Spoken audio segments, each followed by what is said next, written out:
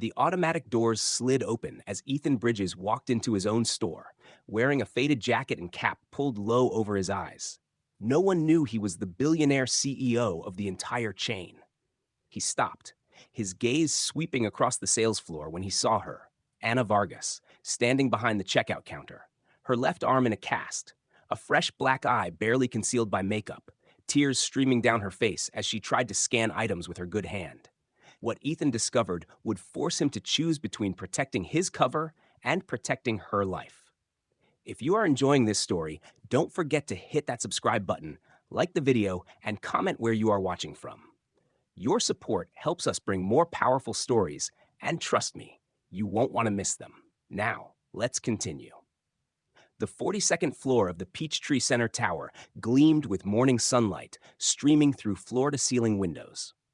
Ethan Bridges stood in his corner office, a man who had built an empire from a single grocery store his grandfather had left him 20 years ago. At 38, he commanded a chain of 47 Bridges Market locations across the Southeast, each one bearing his family name in bold red letters. His mahogany desk was covered with quarterly reports, profit margins that would make Wall Street analysts weep with joy, revenue up 18%, customer satisfaction scores holding steady at 4.2 stars, employee turnover within industry standards. The numbers painted a picture of success that had earned him a spot on Forbes' 40 Under 40 list 3 years running. Ethan picked up his coffee imported from a small farm in Colombia that he'd visited personally to ensure quality. The irony wasn't lost on him that he knew more about the farmers who grew his coffee beans than the employees who sold them in his stores. But that was about to change. His assistant, Sailor Marks, knocked on the glass door before entering with a manila folder. "The anonymous complaint letters you requested, Mr. Bridges." The automatic doors slid open as Ethan Bridges walked into his own store, wearing a faded jacket and cap pulled low over his eyes. No one knew he was the billionaire CEO of the entire chain. He stopped, his gaze sweeping across the sales floor when he saw her, Anna Vargas, standing behind the checkout counter, her left arm in a cast, a fresh black eye barely concealed by makeup, tears streaming down her cheeks. 8-year-old Emily appeared in the doorway, her dark eyes wide with concern that no child should have to carry. "I'm fine, baby," Anna lied, forcing a smile. "Just getting ready for work." "Your arm still hurts, doesn't it?" Anna knelt down to her daughter's level, wincing as the movement jarred her injured arm. "A little, but it's getting better every day. You know what would make me feel better?" "What?" "A hug from my favorite girl." Emily wrapped her small arms around her mother's neck, careful to avoid the cast. "I love you, Mama." "I love you too, sweetheart, more than all the stars in the sky." From the living room came the sound of 6-year-old Daniel watching cartoons, his laughter a bright spot in their dark apartment. Anna had fought to keep that laughter alive, to shield her children from the worst of Lucas's violence. They knew Mama got hurt sometimes, but they didn't know why. They didn't know that the man they called Uncle Lucas was the source of their mother's pain. Anna finished her makeup and checked the time. 7:15 a.m. She needed to leave in 10 minutes to catch the bus to Lenox Square. Missing the 7:30 bus meant being late, and being late meant facing the wrath of her supervisor, Mark Joseph, who had already written her up twice this month for performance issues. She walked to the kitchen where Lucas sat at their small table, scrolling through his phone while eating the breakfast she'd prepared before tending to her injuries. He was a handsome man, 6 foot tall, with the kind of smile that had charmed her in college. That smile had hidden the monster underneath until it was too late. "I need grocery money," he said without looking up. "I gave you my whole paycheck yesterday." "Not all of it." His voice carried a warning that made her stomach clench. "I know you kept some back, Lucas. I need bus fare to get to work, and the kids need lunch money for school." He stood up slowly, his chair scraping against the linoleum floor. "Are you arguing with me?"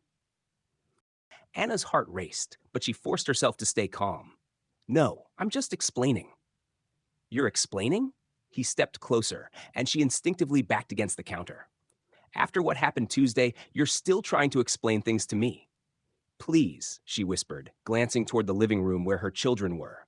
"Not in front of them." Lucas followed her gaze, then smiled that charming smile that fooled everyone else. You're right. We shouldn't upset the kids. He reached into his pocket and pulled out a crumpled $5 bill. Bus fare. But when you get home tonight, we're going to have a conversation about respect. Anna took the money with trembling fingers, knowing that conversation was Lucas's code word for violence. She had to find a way out, but every escape route seemed blocked. He controlled their bank account. Their lease was in his name, and he'd made it clear that if she ever tried to leave, he'd make sure she never saw Emily and Daniel again. "Thank you," she managed. "That's better. Now, give me a kiss. Goodbye." The kiss tasted like ashes and fear, but she endured it because the alternative was worse. Lucas grabbed her broken arm as she pulled away. Not hard enough to re-break it, but enough to send lightning bolts of pain up to her shoulder. "Have a good day at work, baby," he said sweetly, as if he hadn't just hurt her. "Make sure you smile for the customers. Nobody likes a sad cashier."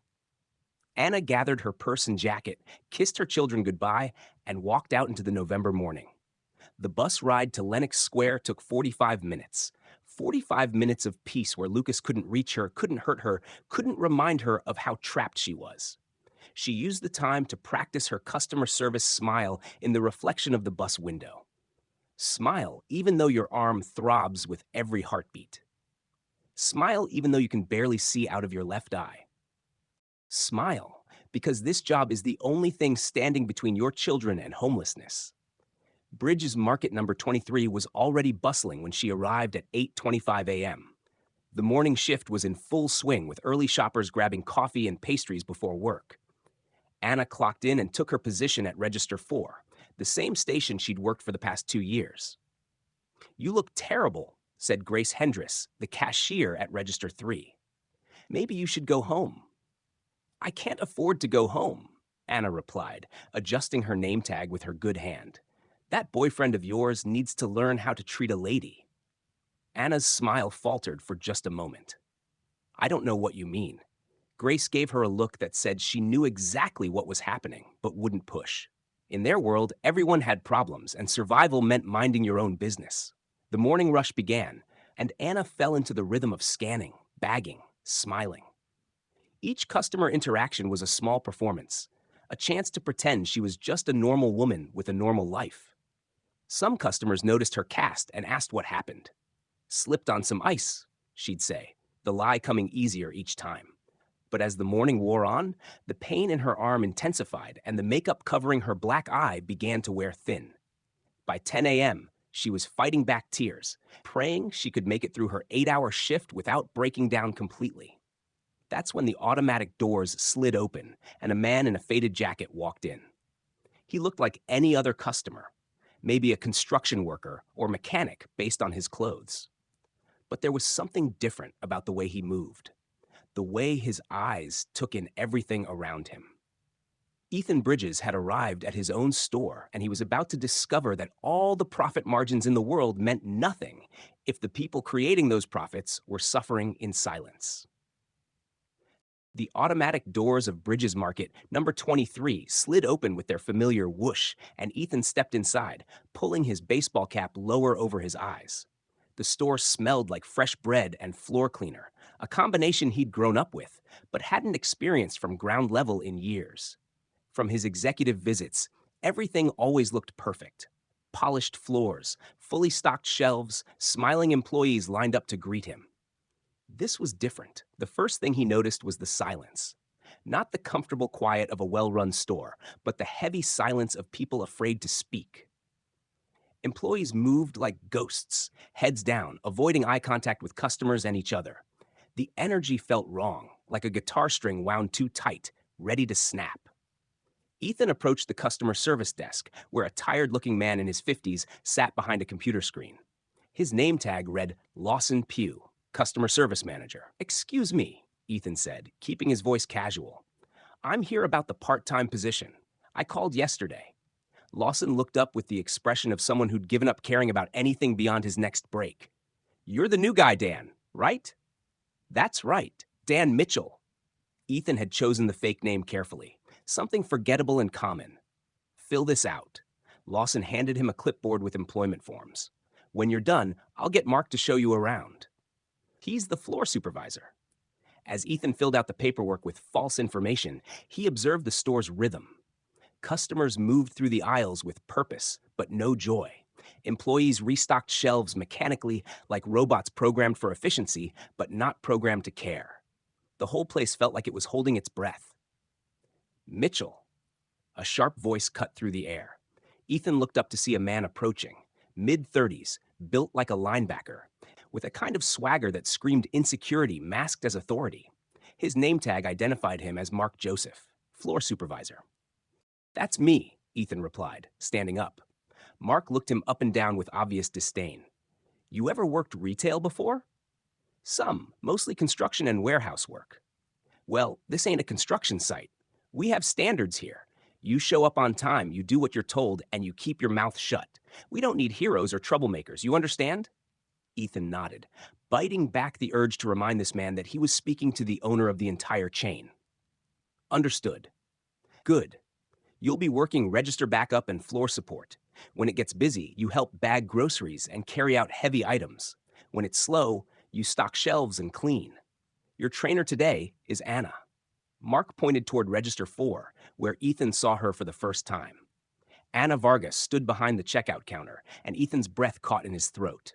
Her left arm was in a bright white cast from wrist to elbow, and despite the careful application of makeup, he could see the telltale purple shadow of a black eye. She was scanning items with her right hand, moving slowly and carefully, her face a mask of concentration and barely controlled pain. "Anna," Mark barked, "you've got a trainee. Show him the ropes and don't baby him. We need him productive by tomorrow." Anna looked up, and Ethan saw her flinch at Mark's tone. When her eyes met his, he saw something that made his chest tighten. Fear. Not just discomfort or nervousness, but deep, bone-deep fear. "Yes, sir," she said quietly. Mark walked away, already shouting at another employee about something, and Ethan approached Register 4. Up close, Anna's injuries were even more obvious. The black eye was fresh, maybe 3 or 4 days old, and the way she held her casted arm suggested it caused her constant pain. "Hi," he said gently. "I'm Dan. I guess I'm working with you today." Anna managed a small smile, the kind that didn't reach her eyes. "I'm Anna. Welcome to Bridges Market." "Thank you. So what do I need to know?" For the next hour, Anna walked him through the basics of the register system, how to bag groceries properly, and the store's customer service policies. She was a good teacher, patient and thorough, despite her obvious discomfort. Ethan found himself genuinely impressed by her knowledge and professionalism. "You've been here a while," he observed as she showed him how to process returns. 2 years. It's a good job." The words came out automatically, like something she'd been trained to say.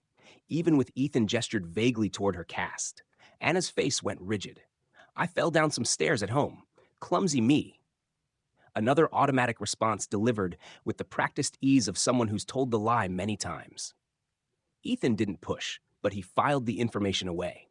In his experience, people who fell downstairs didn't usually end up with defensive wounds on their forearms and black eyes that looked suspiciously like someone had punched them. The morning rush picked up around 10:30, and Ethan got his first real taste of working retail from the employee side. Customer after customer approached Anna's register, and he watched her transform. Despite her injuries, despite the obvious pain she was in, she greeted each person with genuine warmth. "Good morning, Mrs. Patterson. How are your grandkids? Mr. Rodriguez, did your wife like those flowers you bought last week? Emily, honey, tell your mom I said hi. And here's a sticker for being such a good helper." She knew them, not just their names, but their lives, their families, their stories. This wasn't just customer service. This was community building, one interaction at a time. Then everything changed. A man in an expensive suit approached the register, talking loudly on his phone about some business deal. He threw his items on the counter without looking at Anna, continuing his conversation as she began scanning. "Excuse me, sir," Anna said politely when she reached an item without a barcode. "I need to get a price check on this pasta sauce." The man looked at her for the first time, his eyes immediately going to her black eye and cast. His expression shifted from annoyance to disgust. "Are you kidding me?" he said loud enough for other customers to hear. "They've got the walking wounded working the registers now. This is supposed to be a high-end store, not a charity case." Anna's face went white. "Sir, I just need to. I don't want to hear excuses from someone who can't even take care of herself. Where's your manager? I want someone competent to handle my transaction." Ethan watched Anna's hands begin to shake. Her breathing became shallow, and he recognized the signs of a panic attack building. The other customers in line were staring, some with sympathy, others with a morbid curiosity, like people watching a car accident. "Sir," Ethan stepped forward, his voice calm but firm. "There's no need to speak to her that way. She's doing her job." The man turned his attention to Ethan. "And who are you? Another charity case?"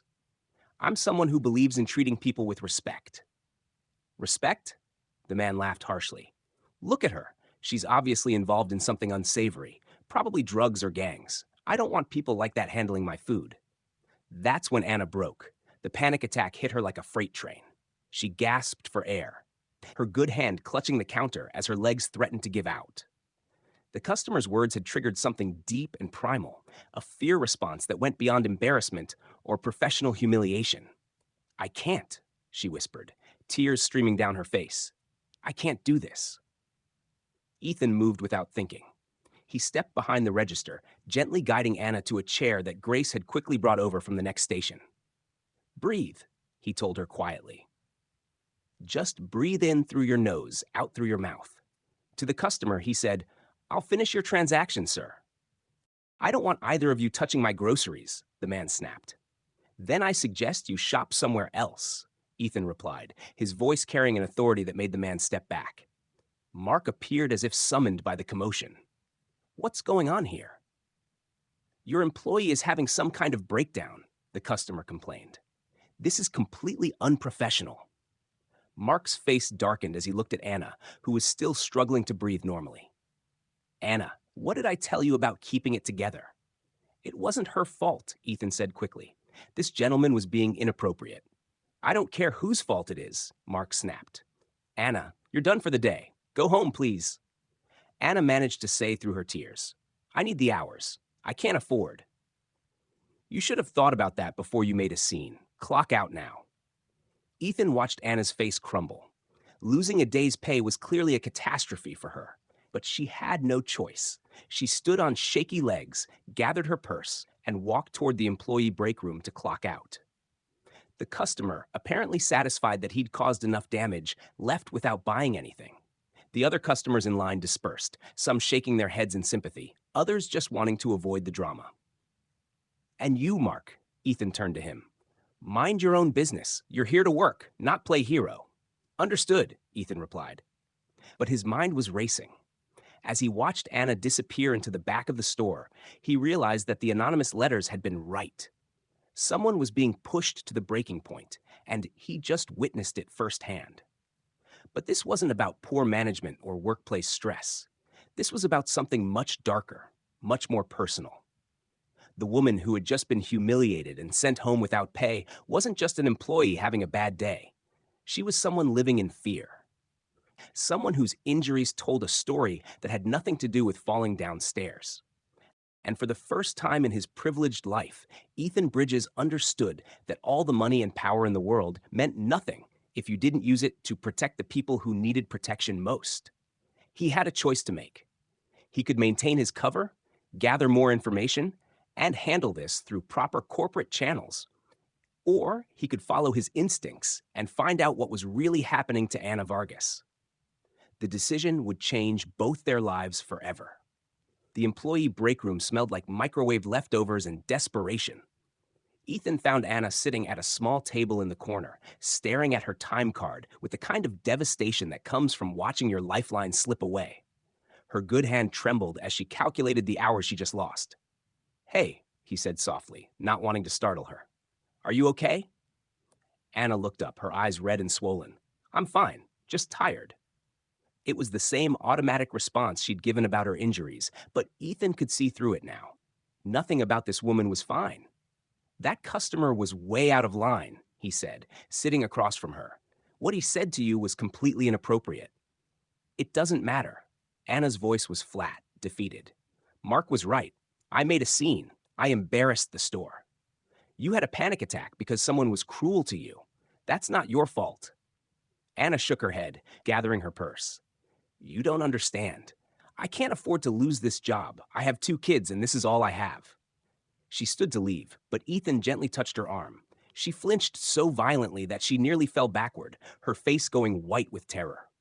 Don't touch me, she whispered, backing away from him like he was a dangerous animal. Ethan raised his hands, showing he meant no harm. I'm sorry. I didn't mean to scare you, but the damage was done. Anna's reaction told him everything he needed to know about why she was so afraid, why she flinched at loud voices, why she wore long sleeves even in the Georgia heat. Someone had trained her to expect violence from men, and that someone was still very much a part of her life. I have to go, she said, clutching her purse to her chest like a shield. Anna, wait, if you need help. I don't need help. I need to keep my job and take care of my children. That's all. She hurried out of the break room, leaving Ethan alone with the weight of what he'd witnessed. He pulled out his phone and did something he'd never done before. He called his head of human resources directly. Megan, it's Ethan. I need you to pull the employee file for Anna Vargas at store 23. Sir, is everything all right? Just pull the file. I want to know everything. Her employment history, her emergency contacts, any incidents or complaints. I'll have it within the hour. Ethan hung up and returned to the sales floor, where Mark was already assigning him to stock shelves in the canned goods aisle. For the rest of his shift, he worked mechanically, his mind focused on Anna. Every few minutes, he found himself looking toward the exit, wondering if she'd made it home safely, wondering what kind of home she was returning to. At 3 p.m., his phone buzzed with a text from Megan. File attached. Call me when you've reviewed it. Ethan stepped into the store's small office and opened the attachment. What he read made his blood run cold. Anna Vargas, age 29, hired 2 years ago as a part-time cashier. Excellent performance reviews. 0 customer complaints. 3 emergency contact numbers, all for the same person. Lucas Gillespie, listed as boyfriend and father of children. But it was the incident reports that told the real story. 6 months ago, employee arrived at work with visible facial bruising. Claimed she fell downstairs.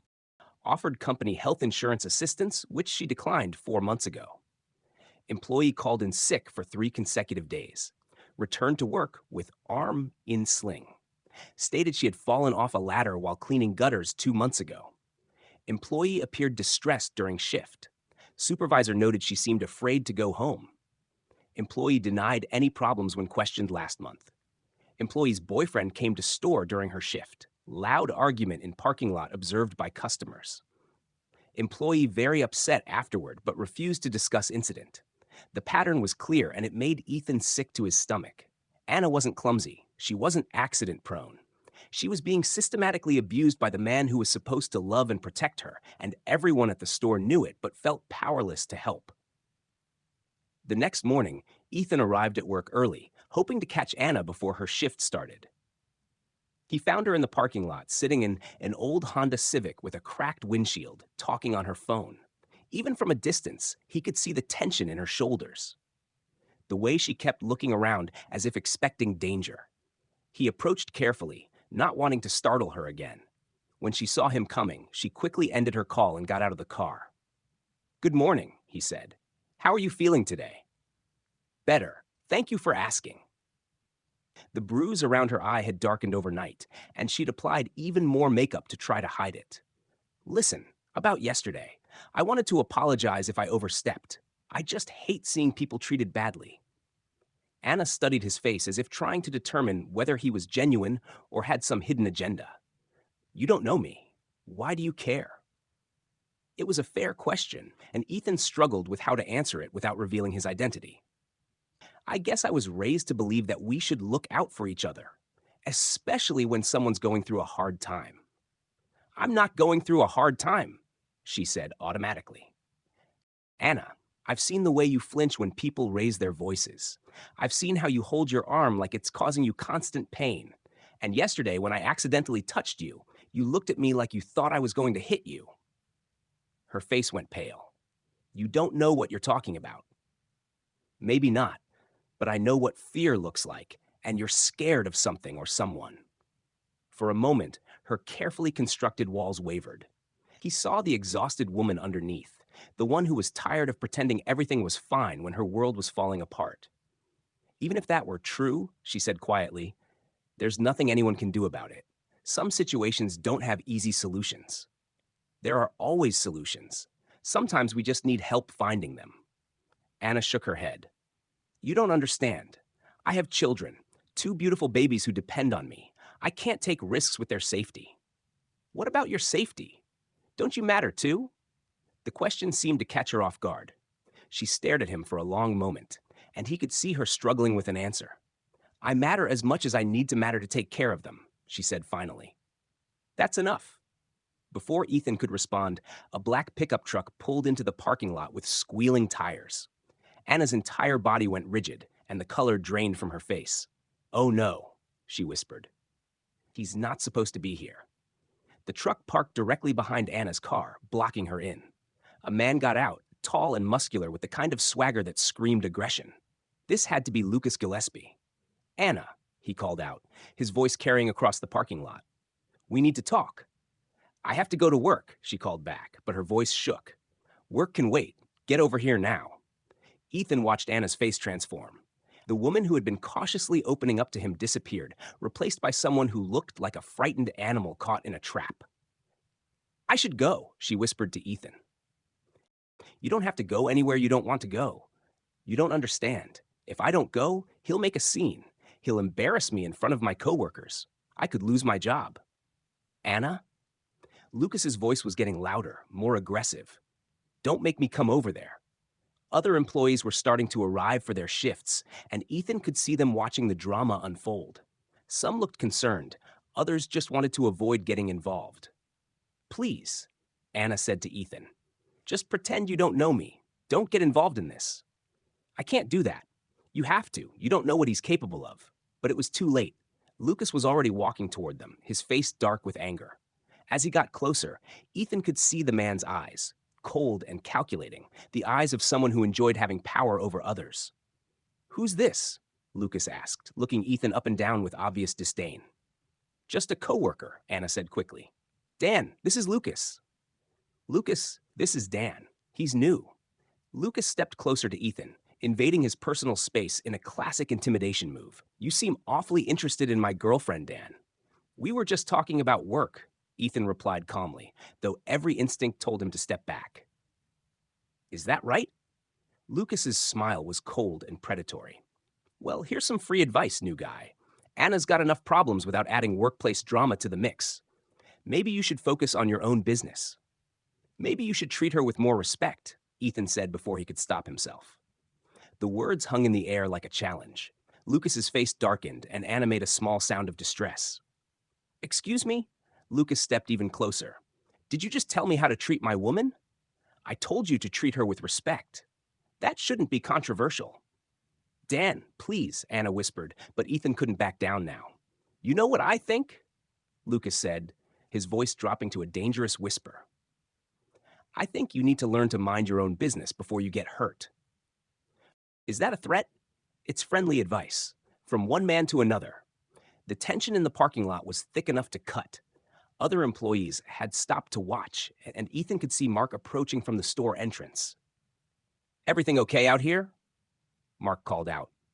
Everything's fine, Lucas replied, never taking his eyes off Ethan. Just having a conversation with Anna's new friend. Well, conversation time's over. Anna, you're already 5 minutes late for your shift. Anna looked between Ethan and Lucas, her face a mask of terror and desperation. I have to go, she said to both of them. We'll finish this later, Lucas said to Ethan. Then to Anna, and we definitely need to talk tonight about your choice of friends. As Lucas walked back to his truck, Ethan saw him grab Anna's good arm, squeezing just hard enough to make her wince. It was a message, a reminder of who was in control. Don't, Anna whispered to Ethan as they walked toward the store. Please don't try to help me. You'll only make things worse. But as Ethan watched Lucas drive away, he knew he couldn't just stand by and do nothing. He'd seen enough to understand that Anna was trapped in a cycle of abuse, and her abuser was escalating. The question was, how could he help her without making her situation more dangerous? The answer would come sooner than he expected, and it would force both of them to make choices that would change their lives forever. Sometimes the most dangerous thing you can do is try to help someone who's drowning. But sometimes it's the only thing that matters. The morning shift at Bridges Market 23 felt different after Lucas's parking lot confrontation. Anna moved through her tasks like a woman walking on thin ice. Hyper aware of every sound, every movement around her, Ethan worked the floor, restocking shelves and helping customers. But his attention kept drifting to Register 4, where Anna scanned items with mechanical precision. She hadn't spoken to him since they'd walked into the store together.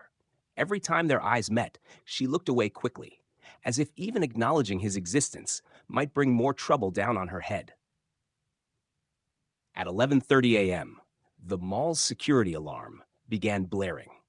"Attention shoppers and employees," came the announcement over the intercom. "This is a security lockdown.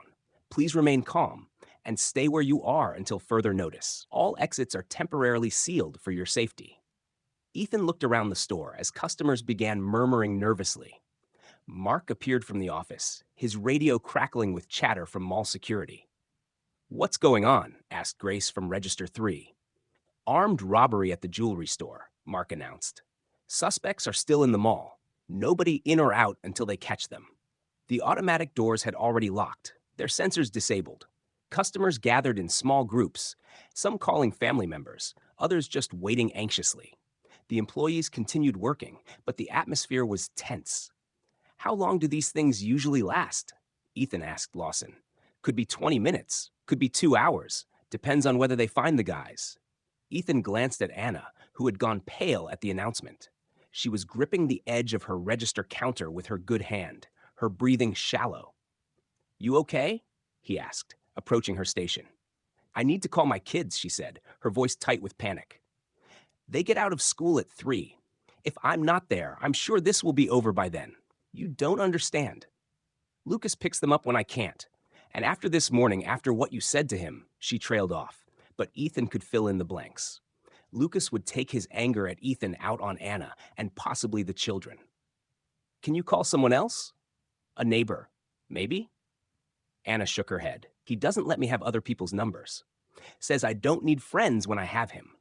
The isolation was another classic sign of abuse. Cut off the victim's support system. Make them completely dependent on their abuser. Ethan felt sick thinking about how thoroughly Lucas had trapped her. "Attention employees," Mark called out. "Corporate says we stay open during the lockdown. Keep serving customers. Keep things normal. Break rooms available if anyone needs to sit down." Most of the customers seemed content to wait it out, browsing the aisles or sitting in the small seating area near the deli. But Anna was clearly struggling. Her hands shook as she tried to scan items, and she kept glancing at the locked doors like a caged animal. "Why don't you take your break?" Ethan suggested quietly. "I can cover your register." "I can't. Mark will write me up if I leave my station during a busy time." "This isn't busy. Half the customers are just killing time." "You don't understand. I can't afford any more write-ups. I'm already on thin ice after yesterday." But as she spoke, her breathing became more labored. The panic attack was building again, and this time there was nowhere to run. "Anna," Ethan said gently, "you need to sit down." "I'm fine." "No, you're not. You're having a panic attack, and if you collapse at your register, that's going to be a lot worse than taking a break." She looked around the store, weighing her options. Finally, she nodded.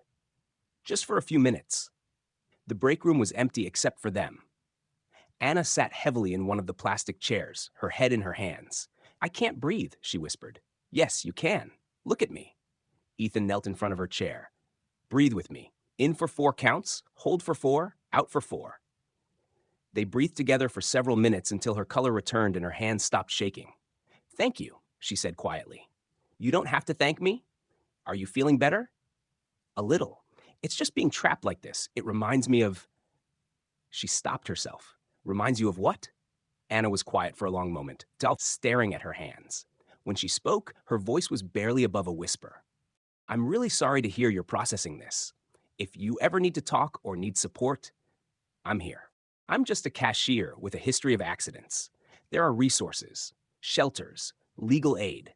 Shelters are temporary, and legal aid lawyers are overworked. They can't compete with the expensive attorney Lucas would hire." She shook her head. I've thought about this every day for 2 years. There's no way out that doesn't put my children at risk. Ethan wanted to tell her he could help, that he had the resources to get her and her children somewhere safe, to hire the best lawyers money could buy. But he couldn't reveal his identity without destroying the trust they'd built. What if there was a way? He asked carefully. What if someone could help you disappear, get you and the kids somewhere safe with enough money to start over? Anna laughed bitterly. That's a fairy tale. Rich people don't swoop in to save poor women from their problems. But if it were possible, it's not possible. And even if it were, I couldn't trust it. Lucas has taught me that when something seems too good to be true, it usually is. They sat in silence for a moment, the weight of her situation settling between them. Outside the break room, they could hear the normal sounds of the store continuing to operate despite the lockdown. Can I ask you something? Anna said suddenly. Of course. Why do you care? You barely know me. Most people see the bruises and look the other way. It's easier that way. Ethan thought about how to answer without revealing too much. I had a sister once, older than me. She got involved with a guy who hurt her. It wasn't entirely a lie. His cousin Sophia had been in an abusive relationship in college, though she'd gotten out before it escalated to physical violence. What happened to her? She got away, but it took her years to trust anyone again. And she only escaped because she had family support, money, resources. Not everyone is that lucky. No, Anna agreed quietly. Not everyone is. The thing is, she always said the worst part wasn't the fear or the pain. It was feeling invisible, like she was screaming for help and nobody could hear her. Anna's eyes filled with tears. That's exactly what it's like. So when I see someone who might be going through the same thing, I can't just walk away. Even if I can't fix everything, maybe I can make sure they know they're not invisible. You're a good person, Dan. But good people can get hurt trying to help people like me, people like you, broken people, complicated people, people with dangerous boyfriends who don't like interference. You're not broken. You're surviving an impossible situation with grace and strength. That's not broken. That's heroic. Anna stared at him for a long moment. I haven't felt heroic in a very long time. Maybe it's time to start. Before she could respond, Mark's voice came over the intercom. All employees back to your stations. Lockdown's over. Suspects are in custody. As they walked back to the sales floor, Ethan could see something had shifted in Anna. Not hope exactly, but maybe the beginning of it. For the first time since he'd met her, she wasn't looking at the ground. Dan, she said as they reached her register. Yeah, thank you for listening, for not judging. It's been a long time since anyone did that anytime. But as the afternoon wore on, Ethan couldn't shake the feeling that time was running out. Lucas's confrontation that morning had been a warning, and men like him didn't make idle threats. If Ethan was going to help Anna, he needed to act soon. The question was, how far was he willing to go to save someone he barely knew? And what would happen when Lucas discovered that his girlfriend had found an ally? The answers would come sooner than either of them expected. When someone trusts you with their darkest secret, it becomes your responsibility too. The rest of the afternoon passed quietly. But Ethan could sense the change in Anna. She moved with less tension in her shoulders, spoke to customers with genuine warmth instead of forced politeness. It was as if sharing her burden had lightened it, even just a little. At 4 p.m. during the shift change, Ethan found himself alone with Anna as she counted down her register. The evening crew was filtering in, and the store had that transitional energy of one team handing off to another. Can I ask you something? Ethan said, pretending to organize receipt paper while keeping his voice low. Sure. Earlier, you mentioned you tried to leave once. What made you try? Anna's hands stilled on the cash drawer. For a moment, he thought she wouldn't answer. Then she spoke, her voice distant, as if she were remembering a different life. Emily came home from school with a black eye. Ethan's blood went cold. He hit your daughter? No, not directly. Anna's voice was carefully controlled. She got in a fight at school. Another kid said something about her mama always having bruises. Asked if we were poor because we couldn't afford to be careful. Jesus. Emily didn't understand what the kid meant, but she defended me. Got into a fistfight over it. Anna's voice cracked slightly. My 8-year-old daughter got hurt defending me from something she doesn't even understand. That's when you decided to leave. That's when I realized my problems had become her problems. That night, I looked at both my kids and saw how they flinched when Lucas raised his voice, how they'd learned to be quiet when he was in a bad mood, how they'd started walking on eggshells in their own home. Anna finished counting the 20s and moved to the 10s. Her movements were mechanical as she continued her story. I had been telling myself I was protecting them by staying, that a broken home was worse than a tense one. But seeing Emily's black eye, knowing she got it because of my situation, I couldn't lie to myself anymore. So you took them to your sister's. My sister Olivia, she lives in Savannah with her husband and their 2 kids. I thought we'd be safe there, that Lucas wouldn't follow us 3 hours away. But he did. Anna nodded, her jaw tightening. He showed up 2 days later with flowers and tears. Said he'd been worried sick that he'd already started seeing a therapist. He was so convincing, so broken up about almost losing us. Your sister believed him. Everyone believed him. Lucas can be incredibly charming when he wants to be. He's handsome, well-spoken, has a good job in construction management. He told my sister he'd been under stress at work, that he'd been drinking too much, but that losing us had been his wake-up call. Ethan watched her face as she spoke, seeing the pain of that betrayal still fresh after all this time. He even brought documentation, proof that he'd enrolled in anger management classes, a letter from a therapist saying he was committed to change. My sister was impressed. She said, I was lucky to have a man who was willing to fight for his family. And you went back. I went back. The words came out like a confession, because part of me wanted to believe it too, because I loved him once and I wanted to believe that man was still in there somewhere. How long did the change last? 3 weeks. Anna's laugh was bitter. 3 weeks of him being the perfect boyfriend, bringing me flowers, helping with the kids, being gentle and attentive. I actually started to hope. What happened? Daniel spilled juice on Lucas's work shirt. It was an accident, just a 6-year-old being clumsy. But Lucas exploded, screamed at Daniel until the poor kid was sobbing, then turned on me for raising a careless brat. Anna's hands were shaking now as she counted the 5s. Ethan wanted to tell her to stop, that she didn't have to relive this, but he sensed she needed to get it out. That night, after the kids were asleep, he told me the truth.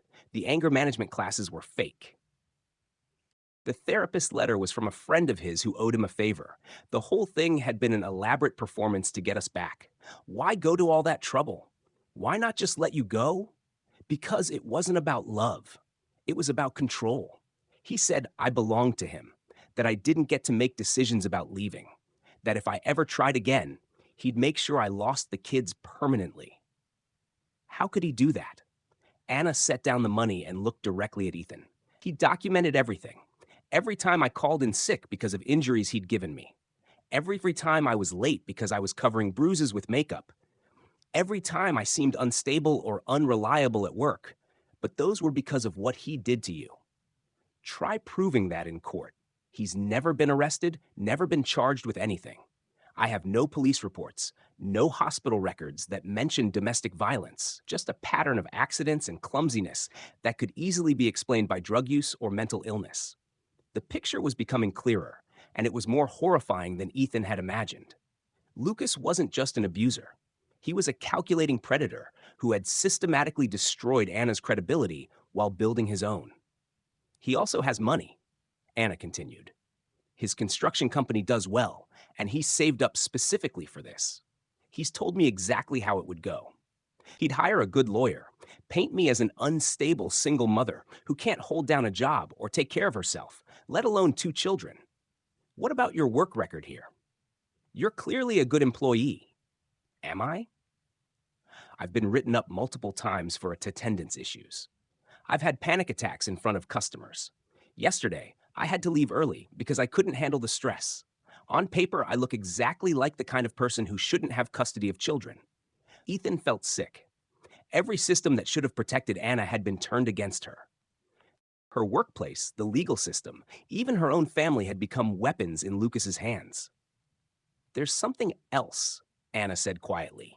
Something I've never told anyone. What? The night I came back from my sister's, after he'd convinced everyone he was changed, he made me sign something. What kind of something? A confession. A letter saying that I'd made up stories about him hurting me because I was mentally unstable, that I'd been using drugs and that's why I had so many accidents, that I was an unfit mother who needed his help to take care of the children. Ethan stared at her. You signed that? He said if I didn't sign it, he'd call the police and tell them I'd kidnapped the kids when I took them to Savannah. He had a lawyer friend ready to file papers. I would have been arrested that night, but it was coerced. It wouldn't hold up in court, would it? A desperate woman signs a confession to avoid jail time. That sounds pretty believable to me. The register drawer slammed shut with more force than necessary, and Anna immediately looked around to make sure no one had noticed. I'm sorry, she said. I shouldn't be telling you all this. It's not your problem. Yes, it is. No, it's not. You're a nice guy who tried to help, but this is bigger than kindness can fix. This is my life, and I have to live it. What if you didn't? What do you mean? Ethan chose his words carefully. What if there was a way to disappear? Really disappear? New identities, new city, enough money to start over completely. Anna stared at him. That's not real life. That's movies. It's more real than you think. There are organizations that help women in situations like yours. They have resources, connections. Even if that were true, Lucas would find us. He's obsessed. He's told me he'd rather see me dead than with someone else. Has he threatened to kill you? Not in so many words, but the message is clear. He owns me, and if he can't have me, no one can. The conversation was interrupted by Mark's voice over the intercom. Anna, you're needed at customer service. Problem with a return. As they walked toward the front of the store, Ethan's mind raced. Everything Anna had told him painted a picture of a woman trapped in an impossible situation by a man who had systematically destroyed every avenue of escape. But there was one thing Lucas hadn't counted on. He hadn't counted on Ethan Bridges.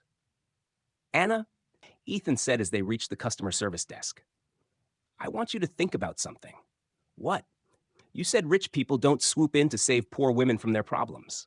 But what if one did? What if someone with real resources, real power, decided to help you? Why would they do that? Because it's the right thing to do. Because everyone deserves to be safe. Because your children deserve to grow up without fear. Anna looked at him for a long moment. You're talking crazy talk, Dan. Maybe. But crazy talk is sometimes the only thing that makes sense in a crazy situation.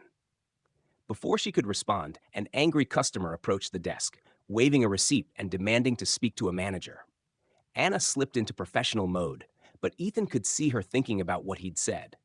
As he watched her handle the difficult customer with patience and skill, despite everything she was going through, Ethan made a decision. He couldn't maintain his cover much longer. Lucas was escalating, and Anna was running out of time. Tomorrow, he would have to choose between protecting his identity and protecting her life. And for the first time in his privileged existence, the choice was easy. Some secrets are too heavy to carry alone, and some situations require more than good intentions. The next 3 days fell into a rhythm that felt almost normal. Ethan arrived early each morning, worked as assigned tasks, and found small ways to support Anna throughout their shifts. He brought her coffee when she looked tired, covered her register when she needed bathroom breaks, and most importantly, he listened without judgment when she needed to talk. On Thursday morning, Anna seemed different, lighter somehow, as if sharing her story had lifted some invisible weight from her shoulders. She even smiled at a few customers. Real smiles that reached her eyes. You seem better today, Ethan observed as they restocked the candy display together. I feel better a little, she paused, holding a box of chocolate bars. I haven't talked to anyone about my situation in so long. I forgot what it felt like to have someone actually listen. What about your sister? Don't you talk to her? Anna's expression darkened. Olivia thinks I'm being dramatic. She says all relationships have problems that I need to try harder to make it work. She doesn't understand that trying harder just gives him more opportunities to hurt me. That must be lonely. It is. Lucas made sure of that. He slowly convinced me to stop calling my friends, stop visiting family, said they were jealous of our relationship, that they were trying to break us up. She shook her head. I can see it so clearly now, but at the time it felt like love. Like he wanted me all to himself because I was special.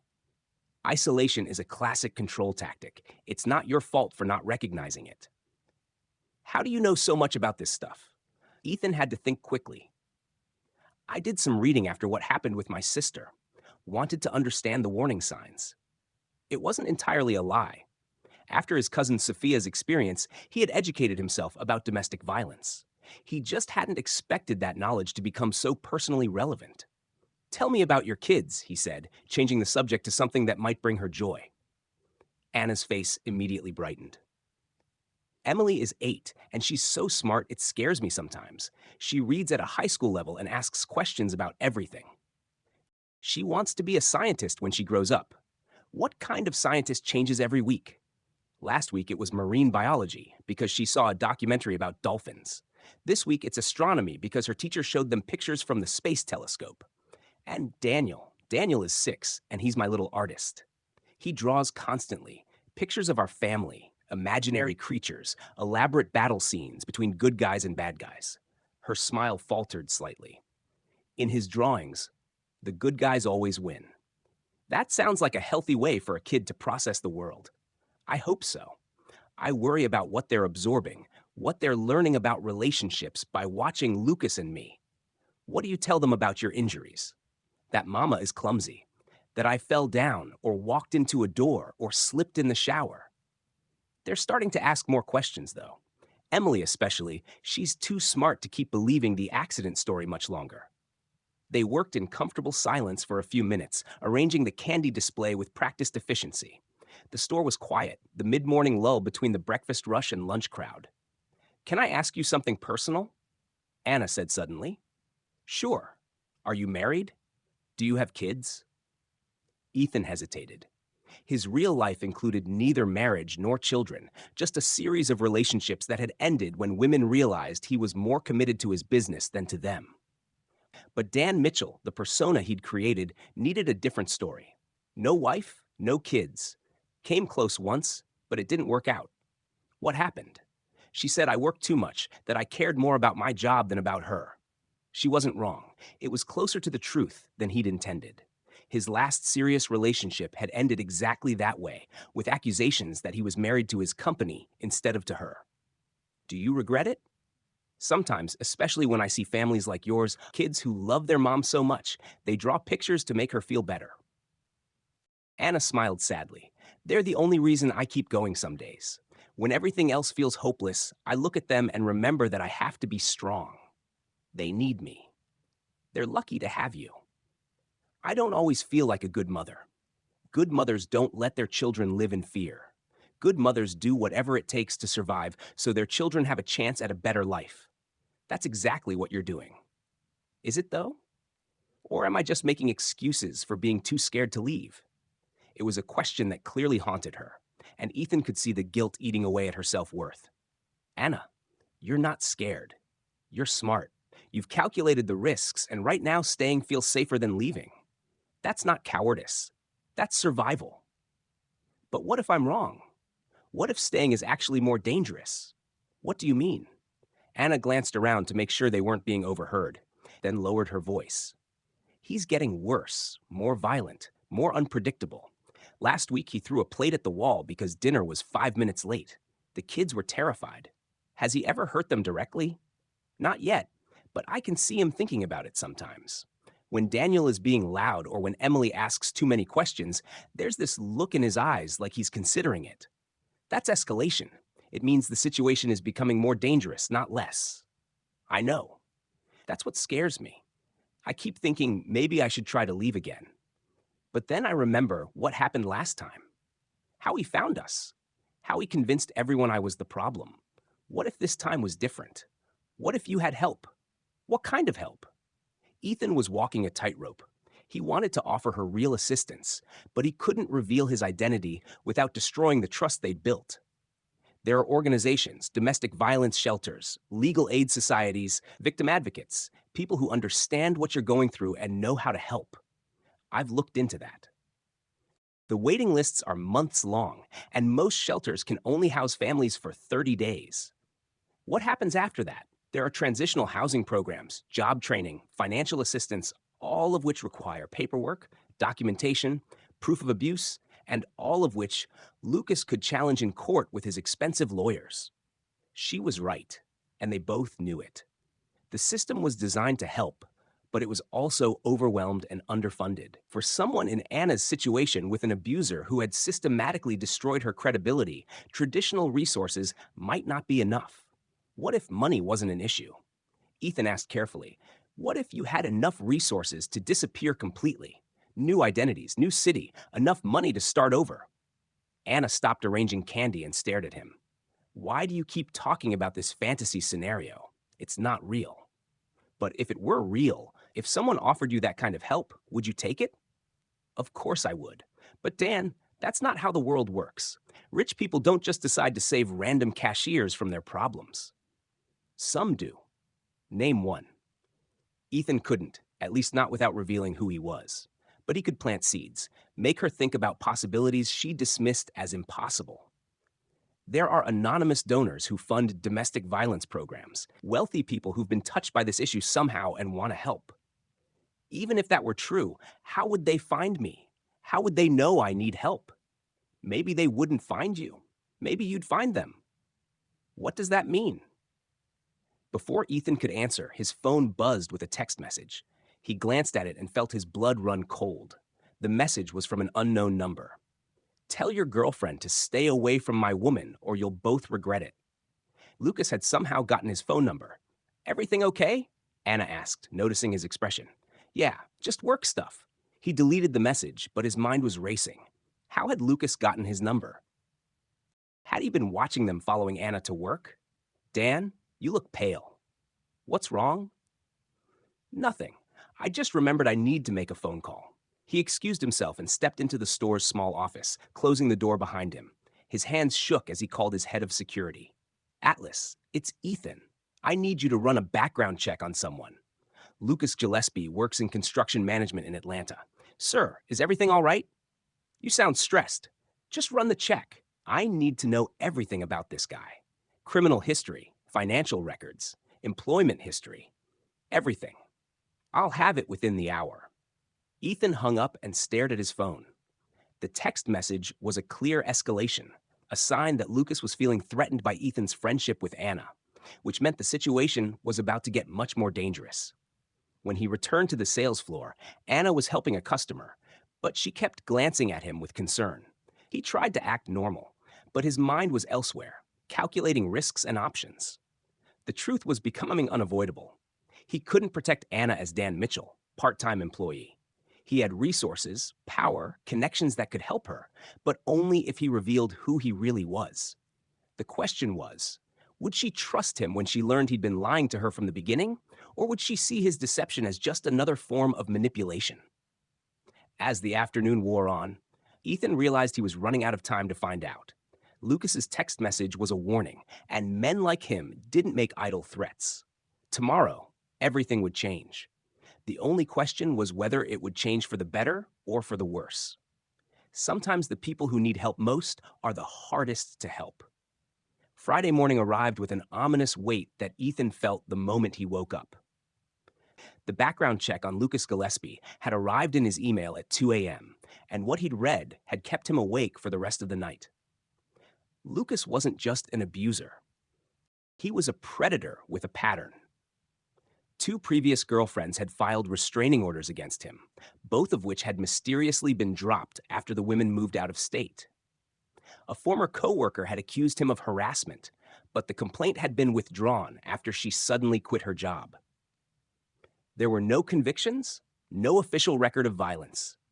But the pattern was clear to anyone who knew how to read between the lines. Lucas Gillespie was dangerous, and he was escalating. Ethan arrived at the store 30 minutes early, hoping to catch Anna before her shift started. He found her in the parking lot, sitting in her car with the engine running, talking on her phone. Even from a distance, he could see the tension in her shoulders, the way she kept looking around as if expecting danger. When she hung up and got out of the car, he could see she'd been crying. "Hey," he said gently as she approached the employee entrance. "Everything okay?" "Fine," she said automatically, but her voice was shaky. "Anna, what happened?" She stopped walking and turned to face him. Her makeup couldn't quite hide the fresh bruise on her cheek, and there were finger-shaped marks on her throat that she tried to cover with concealer. "He knows," she whispered. "Knows what about you?" "About us talking. Someone told him they saw us having lunch together in the break room yesterday." Ethan's stomach dropped. "Who told him?" "I don't know. Could have been anyone. Customers, employees, someone from the mall." She wrapped her arms around herself despite the warm November morning. "He was waiting for me when I got home last night." "Did he hurt you?" "He was angry. Angrier than I've ever seen him. He said I was cheating on him, that I was making him look like a fool." "You weren't cheating. We were just talking." Try explaining that to him. In his mind, any conversation with another man is betrayal. They walked into the store together, and Ethan could see other employees staring. Word had clearly gotten around about Anna's latest accident. "What did you tell him about me?" "The truth, that you're just a coworker, that we barely know each other. But he doesn't believe me. He thinks." She trailed off. "He thinks what?" "He thinks you're trying to steal me from him. He's convinced that you're some kind of threat." If only he knew, Ethan thought grimly. What else did he say? "He wants me to quit. Says this job is causing too many problems, that I'm meeting the wrong kind of people." "You can't quit. You need this job." "I know, but he's not giving me a choice. He said if I come to work today, there will be consequences." "What kind of consequences?" Anna's hand went unconsciously to her throat, touching the finger marks. "He was very specific about what he'd do to me and to you. He threatened me. He said he knows where you live, what kind of car you drive. He said accidents happen to people who don't mind their own business." Ethan felt a chill run down his spine. Lucas had been watching him, following him, which meant he knew about the expensive hotel where Dan Mitchell was staying, the luxury car he drove. It wouldn't take much investigation to realize that a part-time grocery store employee couldn't afford either. "Anna, you can't go home tonight. It's not safe." "I have to. My children are there." "Then take them and leave. Go to your sister's, go to a hotel, anywhere but home." "With what money?" "And even if I could afford it, he'd find us. He always finds us." They were interrupted by Mark's arrival, his usual scowl even deeper than normal. "Anna, you're 10 minutes late, clocking in. And what happened to your face this time?" "I walked into a door," she said quietly. "Right. Well, try to be more careful. We can't have employees looking like they've been in a bar fight." Ethan wanted to grab Mark by the throat and explain exactly what kind of door had hit Anna, but he forced himself to stay calm. Losing his temper wouldn't help anyone. The morning shift started normally enough, but Ethan could feel the tension building. Anna jumped at every loud noise, flinched every time a male customer approached her register. She was operating on pure adrenaline and fear, and it was only a matter of time before she broke. At 11:30 a.m., the automatic doors slid open, and Lucas Gillespie walked in. He looked different in daylight, more imposing, somehow, 6 feet tall with broad shoulders and the kind of confident swagger that came from never having faced real consequences for his actions. He wore work clothes, jeans, and a company polo shirt. But there was something predatory in the way he moved through the store. Anna saw him immediately. The color drained from her face, and her hands began to shake. "What's he doing here?" Ethan asked quietly. "I don't know. He's supposed to be at work." Lucas made a show of shopping, picking up items randomly and putting them in a cart. But his eyes never left Anna, and his message was clear. "I'm watching you." For 20 minutes, he wandered the aisles, occasionally stopping to stare at Anna's register. Other employees noticed and began whispering among themselves. Customers sensed the tension and started avoiding that section of the store. Finally, Lucas approached Register 4 with his cart full of random items. "Hey, baby," he said loudly enough for everyone to hear. "Thought I'd surprise you at work." "Hi," Anna managed, her voice barely above a whisper. "You look tired. Maybe you should come home early today. Take care of yourself." "I can't. I have to work my full shift." "Do you?" Lucas's voice carried a subtle threat that made Ethan's skin crawl. "I think your health is more important than this job." "Sir, is there a problem here?" Mark had appeared, drawn by the commotion. "No problem at all," Lucas said with his charming smile. "Just a concerned boyfriend checking on his girl. She's been having some health issues lately. Accidents, you know how it is, right?" "Well, as long as she can do her job." "Oh, she can do her job. Can't you, baby? Anna nodded, not trusting her voice. Lucas began placing items on the conveyor belt, but instead of the random groceries he'd collected, he started pulling things from his pockets. A roll of duct tape, zip ties, a box cutter, just some supplies for a home project, he said casually, but his eyes were locked on Anna's face. Watching her reaction, Ethan felt sick. The items weren't random. They were a message, a preview of what Lucas planned to do to her. That'll be $47.83, Anna said, her voice shaking. Put it on my tab, Lucas said, then leaned across the counter. I'll see you at home tonight. We have a lot to talk about. He kissed her cheek, and Ethan saw her flinch at the contact. Then Lucas turned and walked toward the exit, leaving his purchases on the counter. Wait, Mark called after him. You need to pay for these items. Bill me. Lucas called back without stopping. The automatic doors closed behind him, but the threat lingered in the air like smoke. What was that about? Mark asked. Nothing, Anna said quickly. Just a misunderstanding. But Ethan could see she was falling apart. Her hands shook as she tried to void the transaction, and tears were streaming down her face. Anna, he said quietly, you can't go home tonight. I have to. If I don't, he'll come looking for me. And if he comes here, then we call the police and tell them what? That my boyfriend bought duct tape and zip ties? That's not illegal. It's intimidation. It's threatening behavior. It's his word against mine, and he's very convincing when he wants to be. The lunch rush was starting, and customers were beginning to line up at the registers. Anna tried to compose herself, but she was clearly in no condition to work. Take your break, Ethan suggested. I can't. Mark will write me up. I'll cover for you. You don't understand. I can't afford any more problems at work. This job is all I have. But as she spoke, her breathing became labored. The panic attack was building again, and this time there was nowhere to hide. Anna, you need to sit down. I'm fine. No, you're not. The next customer in line was an elderly woman who took one look at Anna's distressed state and immediately became concerned. Honey, are you all right? You look like you've seen a ghost. I'm fine, ma'am. How can I help you today? But Anna's hands were shaking so badly she couldn't scan the items. The barcode reader slipped from her fingers and clattered to the floor. That's it, Ethan said. You're taking a break. I can't. Yes, you can. I'll handle this. He gently guided her away from the register, ignoring Mark's protests from across the store. In the break room, Anna collapsed into a chair and buried her face in her hands. He's going to kill me, she whispered. Tonight, when I get home, he's going to kill me. No, he's not because you're not going home. I have to. My children, we'll figure something out. But you can't go back to that house. Not tonight. You don't understand. There's nowhere else to go. No one else who can help. Ethan looked at this broken woman, this mother who was willing to die to protect her children, and made a decision that would change both their lives forever. Yes, there is, he said quietly. There's me. Dan, you're sweet, but you can't. My name isn't Dan, he interrupted. And I can help you more than you know. Anna looked up at him, confusion replacing fear for a moment. What do you mean?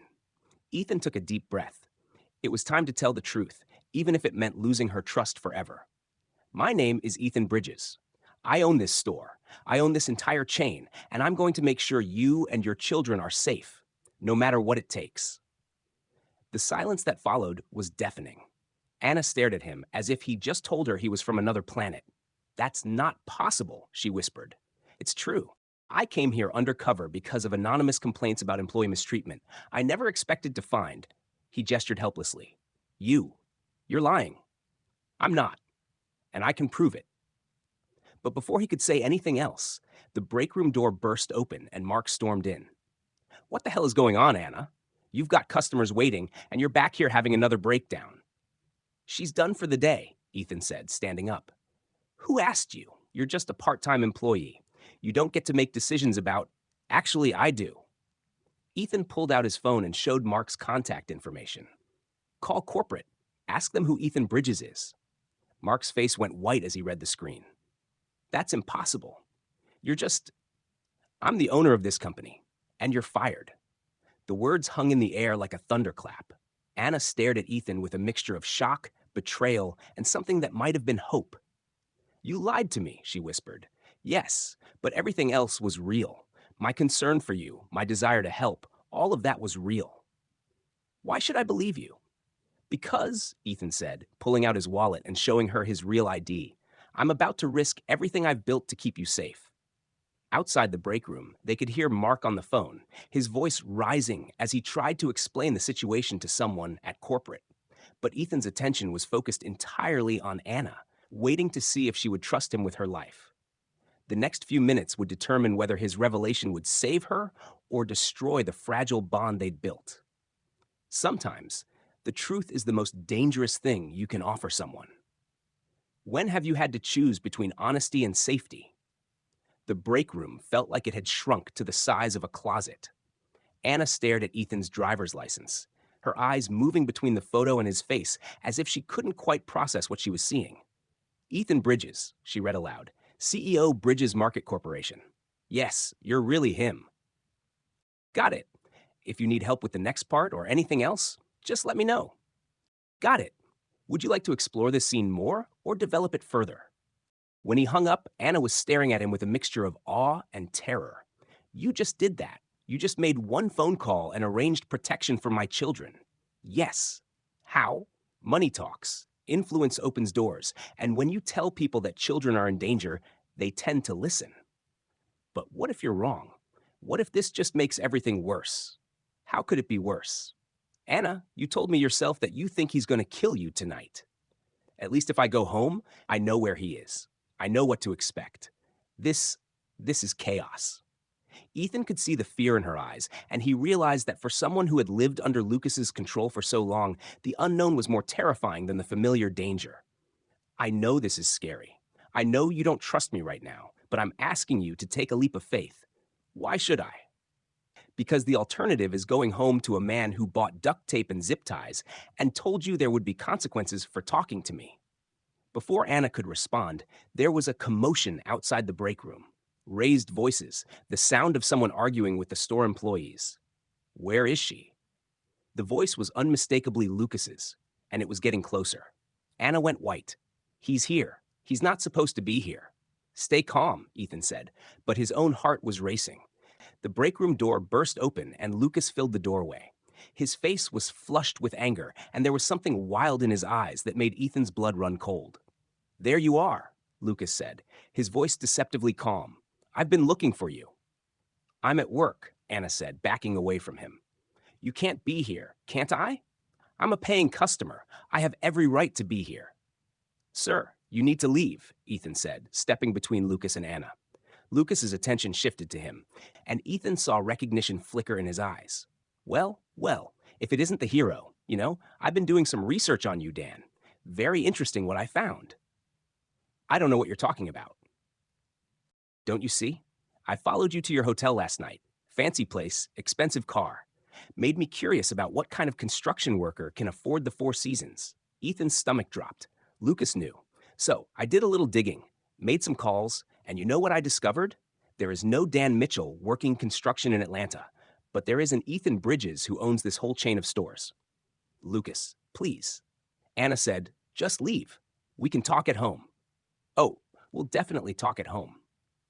But first, I want to have a conversation with your new boyfriend here. He's not my boyfriend.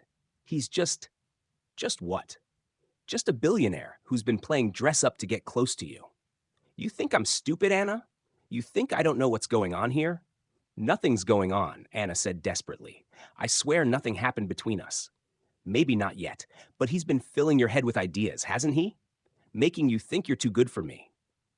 Making you think you deserve better. She does deserve better, Ethan said quietly. Excuse me? She deserves better than a man who hits her, better than a man who threatens her, better than a man who terrorizes her children. Lucas's face darkened. You don't know anything about our relationship. I know enough, do you? Did she tell you how she begged me to take her back after she ran away? Did she tell you how she signed a confession admitting she made up stories about me? I know about the coerced confession. I know about the systematic abuse. I know about the isolation and the financial control. You know what she told you, but Anna's not exactly reliable. Are you, baby? She has a history of making things up when she doesn't get her way. That's not true, Anna whispered. Isn't it? Remember when you told your sister I was hitting you? Remember how embarrassed you were when she didn't believe you? Ethan could see Lucas's tactics at work, gaslighting, making Anna question her own reality, her own memories. I believe her, Ethan said firmly. Of course you do. Rich boy wants to play hero, save the damsel in distress. But what happens when you get bored? What happens when you realize she's not worth the trouble? That's not going to happen, is it? You've known her for what, a week, and you're ready to turn her whole life upside down. You think that's love? That's obsession. This isn't about love. This is about basic human decency. Human decency. Lucas laughed. You lied to her for a week. You manipulated her into trusting you. How is that decent? The accusation stung because there was truth in it. Ethan had lied, had manipulated the situation to get close to her. You're right, he said. I did lie, but I'm trying to make it right. By destroying her family, by taking her children away from their father figure. You're not their father. You're their abuser. I've never laid a hand on those kids yet, but we both know it's only a matter of time. Lucas stepped closer, and Ethan could smell the alcohol on his breath. He'd been drinking, which made him even more dangerous. You know what I think? Lucas said. I think you need to mind your own business before you get hurt. Is that a threat? It's a promise. The tension in the room was explosive. Ethan could see Anna pressed against the wall, terrified of what was about to happen. Lucas, please, she said, let's just go home. We can work this out. Oh, we're going home. But first, your boyfriend and I need to reach an understanding. I understand perfectly. Ethan said, you're a coward who beats women because you can't handle your own inadequacies. The words hit their target. Lucas's face contorted with rage, and he lunged forward. But before he could reach Ethan, the break room door opened again, and 3 Atlanta police officers entered, followed by a man in an expensive suit who could only be Atlas, Ethan's head of security. Atlanta PD, the lead officer announced. We're responding to a domestic violence call. Lucas froze, his hands still raised in a threatening gesture. Officers, thank God you're here, he said immediately, switching to his charming persona. This man has been harassing my girlfriend. I came to pick her up from work and found him threatening her. That's not true, Anna said quietly. Ma'am, are you Anna Vargas? The officer asked. Yes, we're here to escort you and your children to a safe location. Are you ready to come with us? Anna looked between Lucas and Ethan, her face a mask of terror and indecision. I don't know. Anna, Lucas said, his voice soft and pleading. Now don't do this. Don't let him destroy our family. Think about the kids. Think about what this will do to them. Think about what staying will do to them, Anna thought. Ma'am, the officer said gently, the decision is yours, but we can't protect you if you don't want our protection. Anna closed her eyes, and Ethan could see her struggling with the biggest decision of her life. Stay with the familiar hell or trust a man who had lied to her to lead her into an uncertain future. When she opened her eyes, they were filled with tears, but also with something Ethan hadn't seen before. Determination. I'll go with you, she said quietly. Kenna, no, Lucas pleaded. Please, baby, don't do this to us. I'm sorry, she whispered, but I can't do this anymore. As the officers escorted her out of the break room, Lucas turned to Ethan with pure hatred in his eyes. This isn't over, he said. You have no idea what you've just started. Yes, I do, Ethan replied. I've started the end of your reign of terror. But as he watched Lucas being led away in handcuffs for threatening behavior, Ethan knew the man was right about one thing. This was far from over. Sometimes the bravest thing you can do is trust someone who's already broken your trust once. When have you had to choose between the devil you know and the angel you're not sure about? 6 months later, the morning sun streamed through the windows of the Anna Vargas Center for Domestic Violence Survivors, casting golden light across the reception area where children's artwork covered the walls. Anna stood in the main conference room, adjusting the microphone at the podium, her hands steady and confident in a way they hadn't been in years. The cast was long gone from her arm, and the bruises had faded completely. But more than her physical healing, it was the transformation in her spirit that took Ethan's breath away. The fearful, broken woman he'd met at Register 4 had become a powerful advocate, a beacon of hope for other survivors. Are you nervous? Ethan asked, approaching her with 2 cups of coffee. Terrified? Anna admitted with a smile. But the good kind of terrified, the kind that means you're about to do something important. Today marked the official opening of the center, a 15,000 square foot facility that provided emergency housing, legal services, counseling, job training, and childcare for domestic violence survivors. It was the first of 5 such centers that Ethan planned to fund across the Southeast, each one bearing Anna's name. "The reporters are here," Atlas announced from the doorway. Channel 2, Channel 5, and the Atlanta Journal-Constitution, plus representatives from the mayor's office and the governor's office. "And the most important guests?" Anna asked. "Emily and Daniel are in the children's area with the other kids. They're excited to see their mom on TV." Anna's children had thrived in the months since leaving Lucas. Emily, now 9, had thrown herself into her studies with renewed vigor, no longer distracted by the tension at home. Daniel, 7, had started therapy to process what he'd witnessed. And his drawings had evolved from battles between good and evil to pictures of families laughing together. "What about Lucas?" Ethan asked Atlas quietly. "Still in prison. The assault charges from the store incident, plus the violation of the restraining order when he tried to contact Anna last month. His lawyer is pushing for a plea deal, but the DA isn't interested. He's looking at 2 to 5 years." It had taken months to build the case against Lucas. But Ethan's resources had made all the difference. Private investigators had tracked down his previous victims, convincing them to come forward. Financial experts had documented his pattern of economic abuse. The coerced confession Anna had signed was thrown out as evidence of his manipulative behavior rather than proof of her instability. "Ladies and gentlemen," Atlas announced to the gathered crowd, "please welcome the founder and director of the Anna Vargas Center, Anna Vargas." Applause filled the room as Anna approached the podium. Ethan watched from the side, remembering the woman who had once been too afraid to speak up for herself, now about to address a room full of reporters and officials. "6 months ago," Anna began, her voice clear and strong, "I was a woman trapped in a cycle of abuse, convinced that I had no options, no hope, and no value beyond what my abuser told me I had." The room was completely silent, everyone hanging on her words. "I worked at a grocery store, trying to support my 2 children, while hiding bruises under makeup and making excuses for injuries that weren't accidents. I believed that staying in an abusive relationship was better than the unknown dangers of leaving." Ethan saw several people in the audience wiping away tears, including Mayor Patterson and Governor Williams's representative. But then something extraordinary happened. Someone saw me, really saw me. Not just the bruises or the fear, but the person underneath who was worth saving. Anna's eyes found Ethan in the crowd, and she smiled. That person was Ethan Bridges, who could have simply fired the abusive manager at his store and moved on with his life. Instead, he chose to get involved. He chose to care about one employee's welfare more than his own convenience or safety. The applause was thunderous. Ethan felt his cheeks burn as cameras turned toward him, but he kept his focus on Anna. "But this center isn't about one person's generosity," Anna continued. "It's about what's possible when we refuse to accept that abuse is inevitable, when we decide that every person deserves safety, dignity, and the chance to rebuild their life." She gestured toward the walls covered with children's artwork.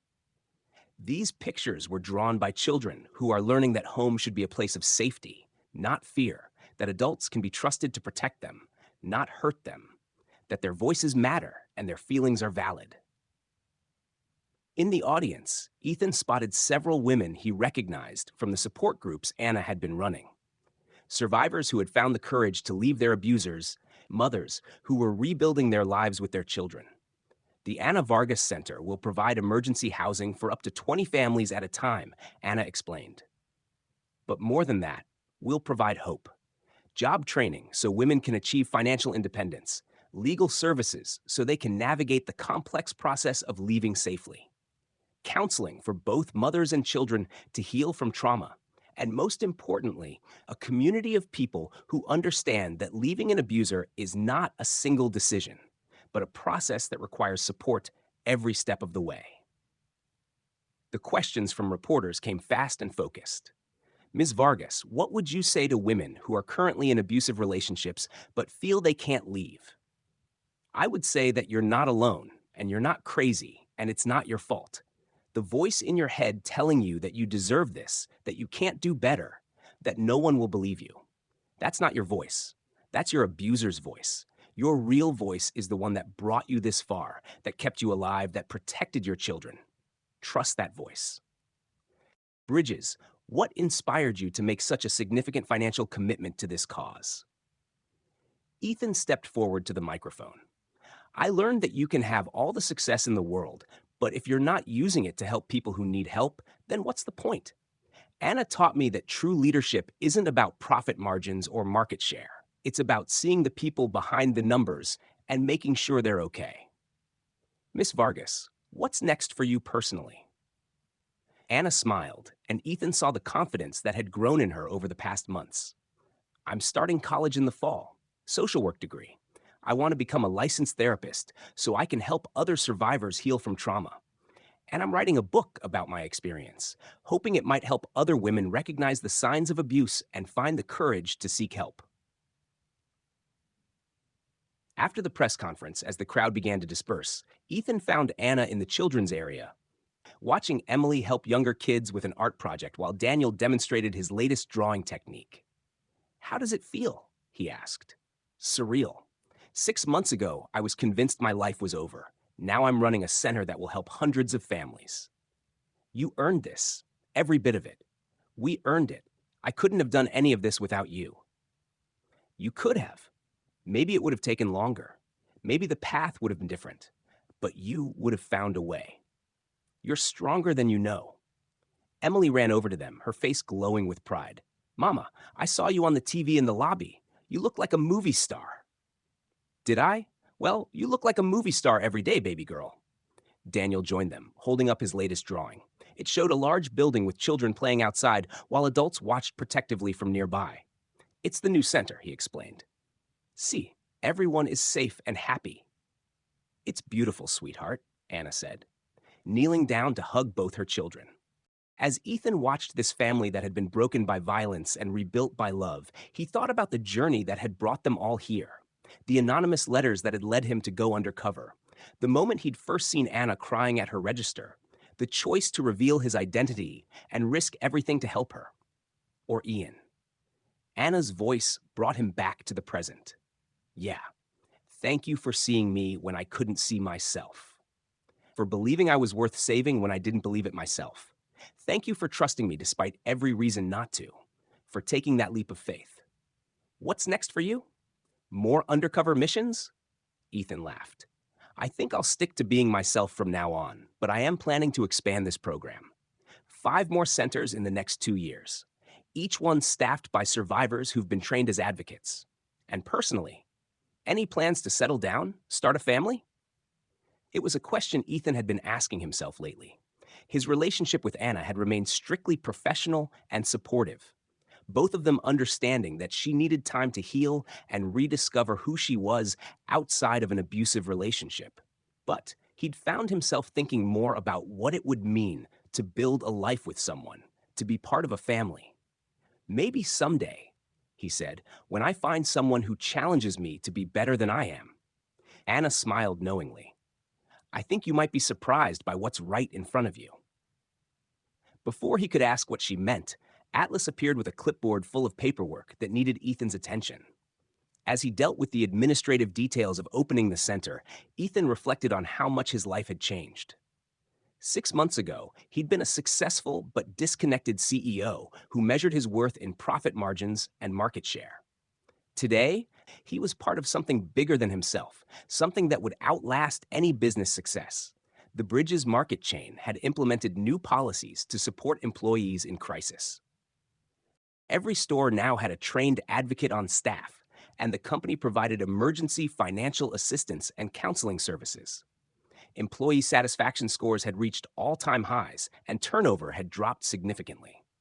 But more than the business improvements, Ethan had discovered something he'd never known he was missing.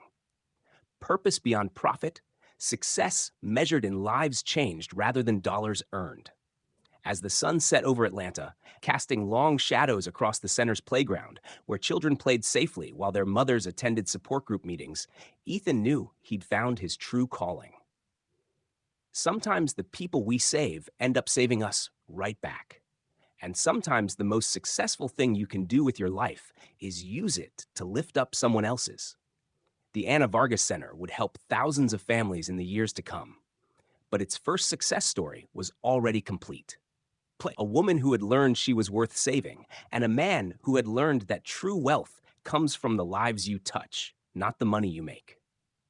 Love had won, just as it always does when people choose courage over comfort, hope over fear, and each other over everything else. What would you risk to save someone who couldn't save themselves? Sometimes the greatest success stories begin with the smallest acts of courage. Share your thoughts below and subscribe for more stories that prove love really can conquer all. 2 years later, the graduation ceremony at Georgia State University was held on a crisp autumn morning with families gathered on the lawn as names were called for the School of Social Work.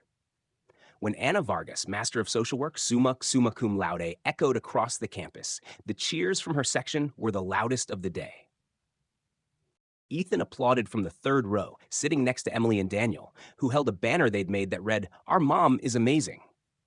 In the months since the center's opening, their relationship had evolved slowly and naturally from professional partnership to deep friendship to something that felt like family. "She did it," Daniel whispered, bouncing in his seat. "Mama really did it. We never doubted her." Emily said with the wisdom of an 11-year-old who had watched her mother transform from victim to survivor to advocate. After the ceremony, as families gathered for photos, Anna found them in the crowd.